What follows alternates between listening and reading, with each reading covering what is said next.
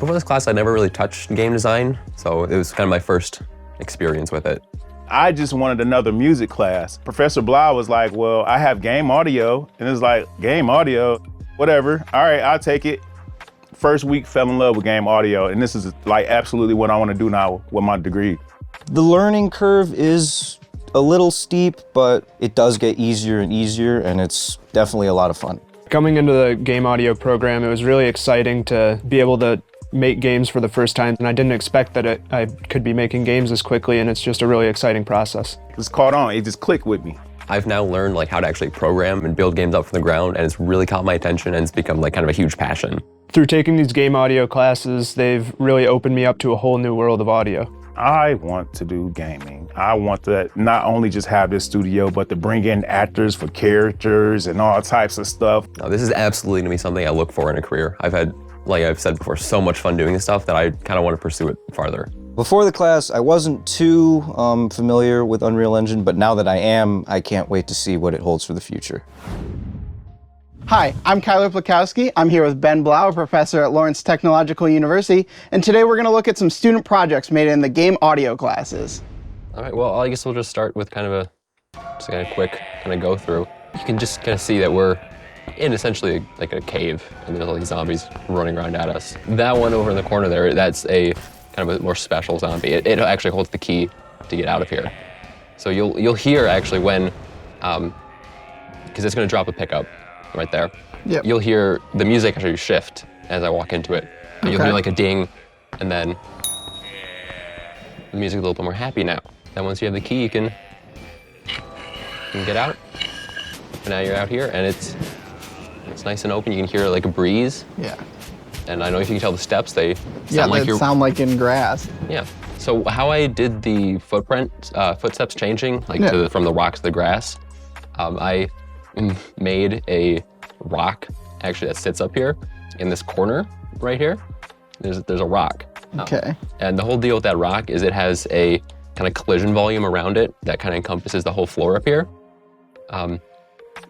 And all it does is it sees when the character walks into that kind of grassy area and sets a variable in the character that says, oh, I'm on grass now. So, you know, when you're in these blueprints, you get more of a like visual idea of like, you know, here's what changes. Right?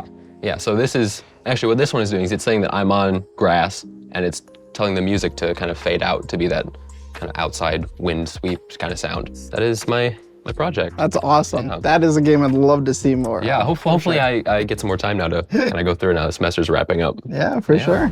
All right, let's see what you got, Vince. All right, so right here, I got a space level going on, and this is this guy.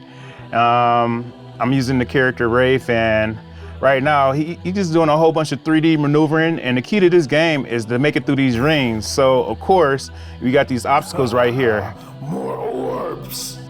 So yeah, that's what the goal is, to collect these orbs. So these things, you can blast them. In the ships, you gotta use the guns. You can use the lasers for the ships, but you gotta use the torpedoes for these big obstructions right here, like basically civilizations you're just destroying, but we're not gonna talk about that. I'm really loving all of the like, you know, you've got this 3D space that you're working with, and it still sounds really ethereal, and I love the music, like, you know. Sweet, I made it. Awesome. Everything, that's even me as the character you're hearing. I didn't make it in time. So yeah, that's what happens when you lose. Oh. We did this actually in class. This was actually like a classwork assignment. So it was like cool. I kind of like cheated and used it in my personal game.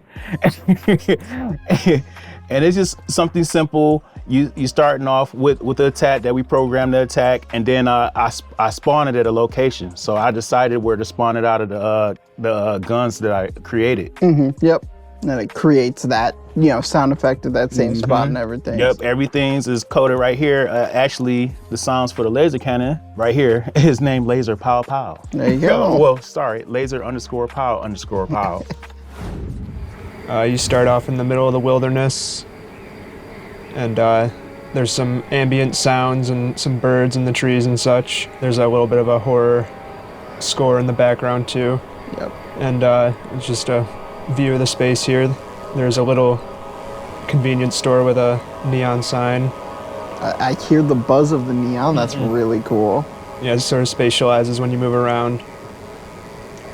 The door is locked, it says for paying customers only. So naturally, you have to get change from this convenient gumball machine right here. Nice. Walk up there and get some change. I hear the little click of the change. Awesome. That was also an original Foley sound. And now that you have money, you can get into the convenience store to safety. Cool. Oh wow, the music dies down. You don't hear any of that ambience or anything. That's awesome. Yep, and now of course you can pay. Oh, that's awesome. Right here there's an audio volume. And that just surrounds the whole store so that any outside noise doesn't get inside, and any inside noise doesn't go outside, and the reverberations are different. Oh, that's cool. And then how did you get the sound effect on the change? I recorded that sound myself just with some change in my own pocket and from a few takes, and attached that to the animation so that once that animation is triggered, you're able to play that sound at location. Really, the unique thing about the blueprint is being able to just visually see how the code works through, and you can get to a final product. Absolutely. What's the story here that we got with this guy? So just kind of a more exploratory feel here. There's this little shed here. You can try to go in, but it's not exactly gonna. That's a really cool sound effect. Just pick that up. So now when I come back up here, I love that. Well, we just go over and we pick that up.